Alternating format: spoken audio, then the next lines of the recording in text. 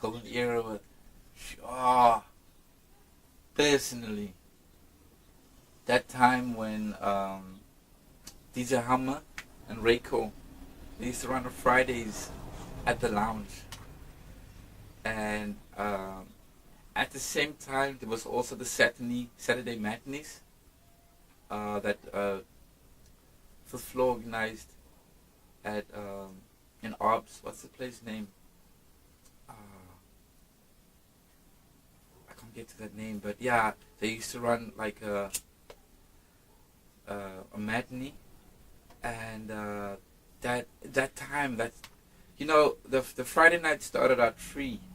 It's a free. I mean, like the Friday nights, the lounge gigs with Hammer and Reiko and Dre. Never forget Dre. Can't forget Dre.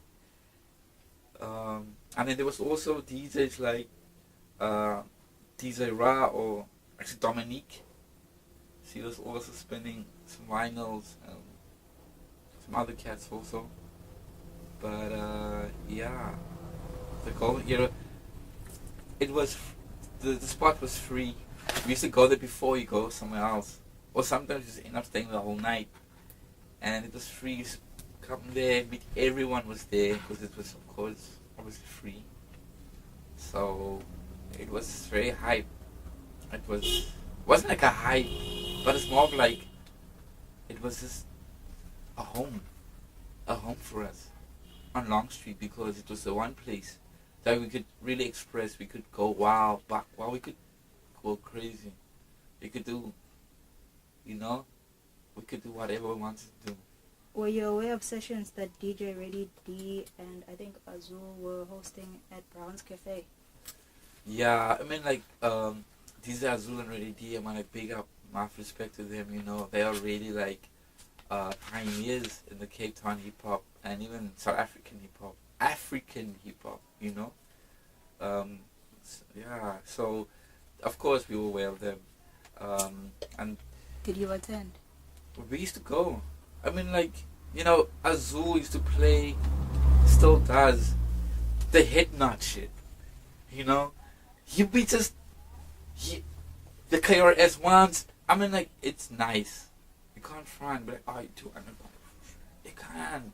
It's nice, And so yeah, we used to go to those gigs. We used to, although it wasn't our forte or was like our first choice, but we used to go.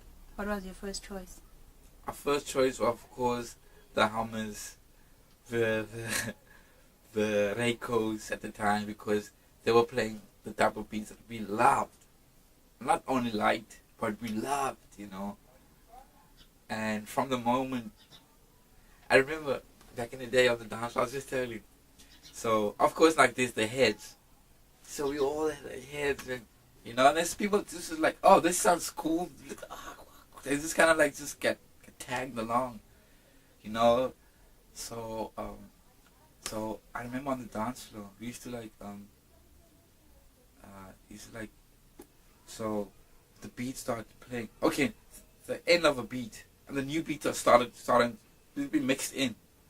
Now, as a head, you would know the first bar of the first like 3-4 seconds of the next track. But like the beat, the beat, and the track. You're like, So we were like, oh shit, this is my joint, And people used to like look at us like people wouldn't know. They were like, why is these people getting so excited? What are they getting excited about? I used to remember people used to look at us strangely when cats used to bug out. We're like, yo! And people were like, hey, what happened? There's something happened. We're like, no, the speed coming in. So it was very exciting. I remember cats like Otis or Lolo from, from Archetypes. He would also he would go ballistic, Captain, CeeLo. Cats would go 8, used to go buck wild, and like this, every like jumping. We get excited. That dance. We had a very small dance floor, and it used to like be like a trampoline, you know, it like because the floor was made of wood, so you would literally like just you could like stand still and you just like be hopping because the beat would, you know.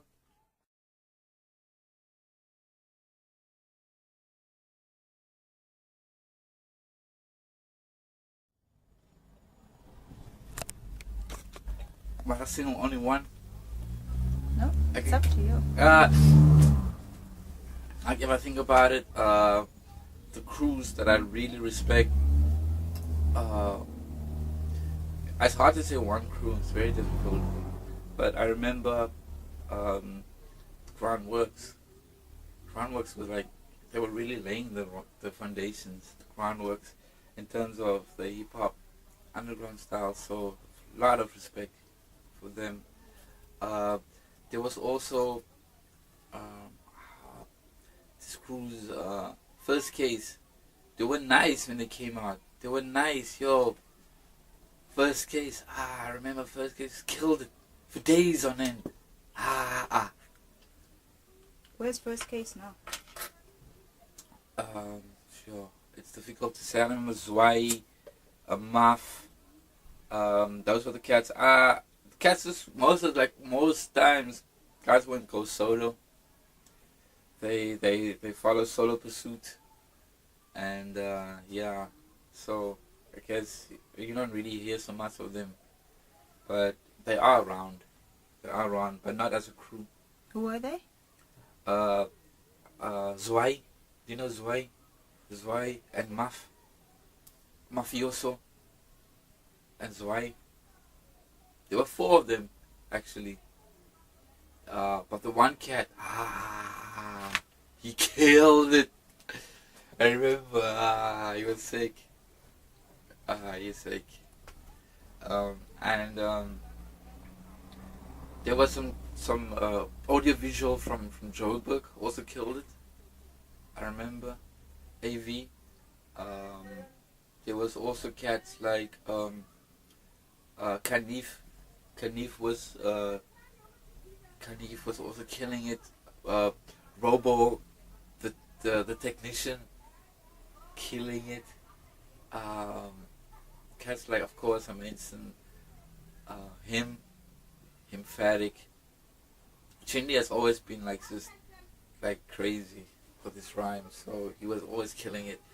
Also with the battles, Steve's, he was always there.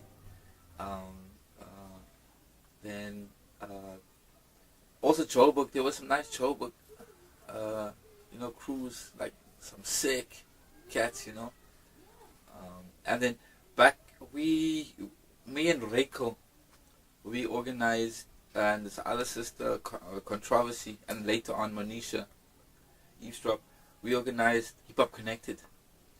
And for me, that was like the most like progressive at the time, like platform. We wanted to take hip hop to another, like, platform. We wanted to take it to another stage. So we had it on theater. So at the Artscape, we ran the Hip Hop Connected. Hip Hop Connected was essentially, of course, like local styles, because we had like Malam, just like a girl sitting, two girls sitting, Malam and Zima. They were sitting outside, like sort of a typical Cape Flats scenario, and some guys playing soccer, and then other cats b-boying, and then the b-boys are like, these suck cats, move over, like you want to use the space, b-boys, and then we had also had other things like extreme sports. We had like cats coming with skateboards and BMXs, because that was happening at, especially the BMXs. And the Cape Flats was big with the mongooses and cats like roadmasters, doing all sorts of tricks. And so we took all those elements, and besides the hip hop, the b-boys, the MCs, the crews, and everyone's solo acts on stage and with a story. And I remember one of the guys from 3 Months Cup, he came to me. He's like, you know what? Thank you so much, Bradlox. He was going, well, I was like, yeah, peace. And it's like, you know why?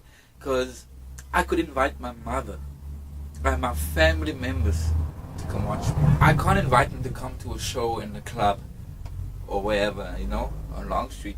But at Artscape, you know, at the theater house, they could invite their parents, family members to come watch them. And he said through that, his family gained so much more respect for what he was doing. In a way, it always came like the green light, because they were always like, this MC stuff, this hip hop, it's gonna get you nowhere. What is, you know? So through stuff like that, Hip Hop Connected, it really put hip hop in a different light, and the old generations could actually see, hey, these kids are onto something. They're busy with something, you know. So I remember that was something that was definitely standing out for me. And the cats came down from Joburg also to take part in it. We had Tribu Soul, they were from Angola, so they were spitting in Portuguese. Of course, the vernaculars was always important, right? So cats was rhyming, other cats was rhyming Afrikaans, the English, the Portuguese, all of that, right? How long did it run? It ran under our management, if I can put it like that, for 2 years. Around the third year, things started to get out of our control. Artscape thought it best to get the director and the storytelling element, to take it away from the original creators of the concept. So they took that away from us and gave it to other people, which they outsourced. These people they were affiliated with us, they were affiliated with the scene and the hip hop, they were artists themselves, but they weren't necessarily the think tank, they weren't the originators of the concept, you know. And in that way, the whole thing was kind of killed, you know. They kind of killed it because it was never like it was the first 2 years. The first 2 years it was murder, kill. Because we had like 40 people, you know, on stage. It was huge. And we wanted to give all the crews opportunity, and the solo acts to you know. And I remember, if you weren't on the Hip Hop Connected steez, then you were like, you're sleepy. And we wanted to get on the Hip Hop Connected, you know. And the idea, we actually started out, the first thing with the Hip Hop Connected, we started out with a conference. There was on the Mad Lip album, actually the Mad Villain album, there's a female artist, Stacey Epps. The track is called Eyes. She sings on there. She was actually here in Cape Town. I met Stacey at Marvel one night, and Reiko, he was like, yo, guess who that is? I'm like, hey, nice girl right there. And he's like, that's Stacey Epps. And I was kind of like, Stacey who? Stacey Epps. And he's like, the girl from Eyes, on that joint, on that Mad Villain joint, track 11, I remember. Just like, I was like, bingo. So I went over and introduced myself and be like, hey, Stacey Epps. And she kind of, I'm in Africa, how can anyone know me? Like, especially like a stranger. I was like, no, you're an artist, we know your music, we actually know a lot about you without you knowing about us. And she was kind of open, you know, to approach, and also what we knew of what was happening there on the underground steez. She was linked to Little Sai from Science of Life. And the conference, we started with the conference, Hip Hop Connected started out with a conference where we connected underground here and the underground there. And we had like it's like some telephone conference styles we had like a panelist here and with the audience, and we could ask them questions in the stage. They could ask us and comment on what, you know. So that was very progressive. I don't even think if something like that ever happened again. So that was the foundations, and then Oscar liked it, and then the outcome of that conference was like artists need to take their art to different platforms, and because we were at Artscape, we pitched the idea, can't we run a show? And then we got Hip Hop Connected. They came with the funding for us. We could at least pay the artists. The artists came down from Joburg just to be part of this. And, you know, it worked. It really worked. So Hip Hop Connected really, that was the thing I remember. That I was very proud. I was very proud, you know. At the end of the show, I remember they called us up, and we all acted like bow. And me, Reiko, Controversy, and Monisha, I remember. It was a nice feeling, you know. We felt like we did something good. Not only for ourselves, but also for the artists and also for the family members. Yeah, and the place was packed. Just packed. It was, yeah. Oscar was happy because, you know, the theater, you kind of just expect certain type of people to go there. Like the higher arts, you know. So we filled up their space with people that wouldn't normally go to the art, to Artscape. They wouldn't normally just go check out some drama. So they wanted that. That was nice for them. And it's also nice for us.